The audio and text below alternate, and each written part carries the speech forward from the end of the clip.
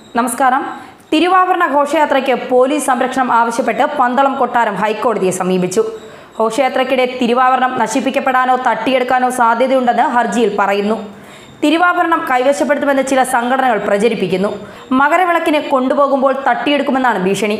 തിരുവാഭരണം തിരികെ കൊട്ടാരത്തിൽ എത്തിക്കുന്നതുവരെ സംരക്ഷണം നൽകണമെന്നാണ് കൊട്ടാരം ആവശ്യപ്പെട്ടിരിക്കുന്നത്.